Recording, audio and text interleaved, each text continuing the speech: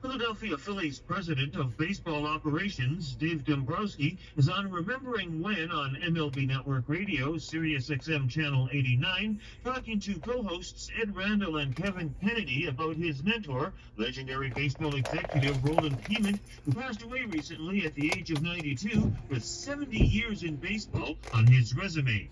Dave, let me ask you about players. How did he evaluate players? Of course, there was no analytics. What was his scouting philosophy on a player? Well, his scouting, of course, he grew up in the game in the 50s, and he was with the Milwaukee Braves. And when you look at the talent they had, he was involved with Hank Aaron and Eddie Matthews and Warren Spahn and Lou Burkett, just Johnny Logan, Del Crandall, the list just went on.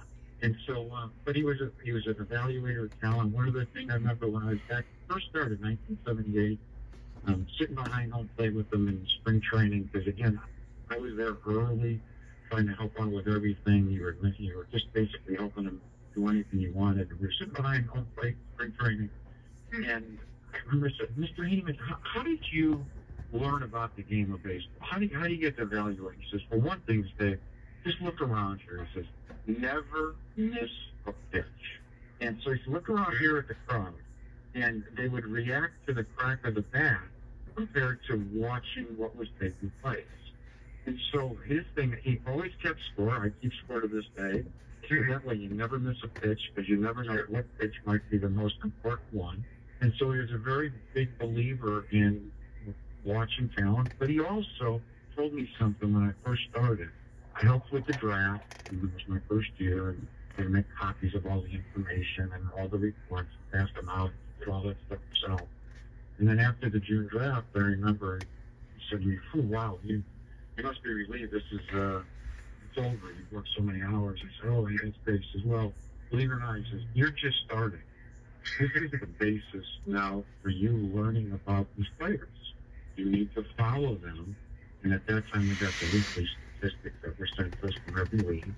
You need to follow these players and how they do, so then you can evaluate your scouts. And then you're also in a position, he said, look at these certain statistical categories. Look at innings pitched for a pitcher, innings pitched, the number of hits they pick up, the number of strikeouts that they have, the number of walks to strikeouts.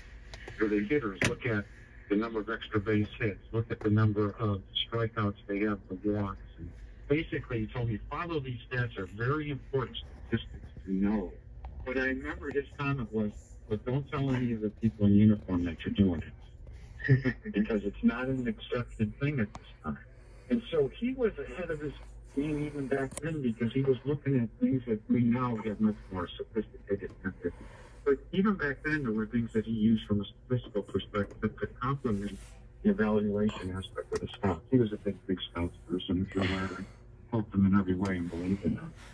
Even to want to talk to somebody that had a player like Deborah, get back to that for a minute, I had never heard of that before.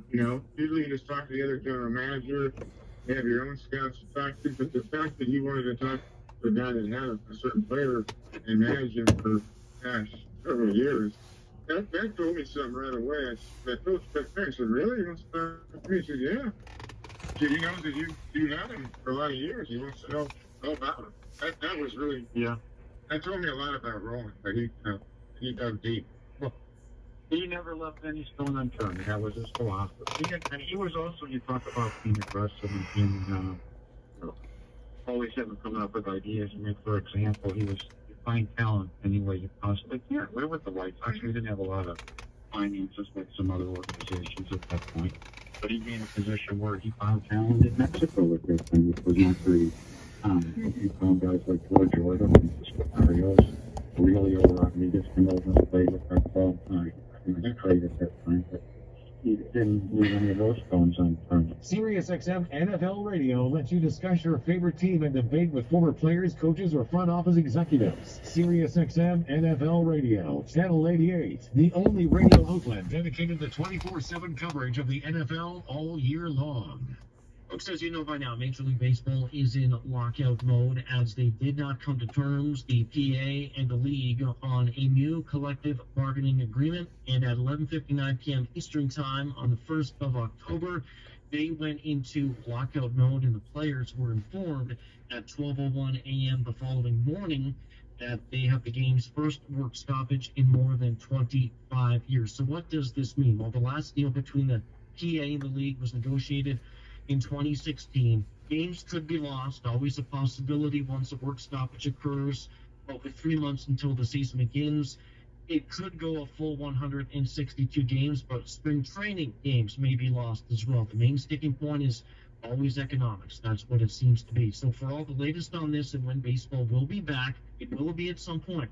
Tune in to SiriusXM, Major League Baseball Network Radio, SiriusXM, Channel 89, as the lockout continues. The only channel devoted to 24/7 coverage of the National Basketball Association is SiriusXM NBA Radio. Hear all the games you want to hear, plus expert analysis from former head coaches and players. Catch it all on Sirius Channel 207 and XM Channel 86. When it comes to gamesmanship in Major League Baseball, it's not just about the players. Steve Phillips and Xavier Scruggs are on the leadoff spot on MLB Network Radio, SiriusXM Channel 89, looking Sirius 137, XM 380, and Internet 804. And the third game starting at this time sees Detroit and Seattle. The Seahawks are on Sirius 83, XM 225, and Internet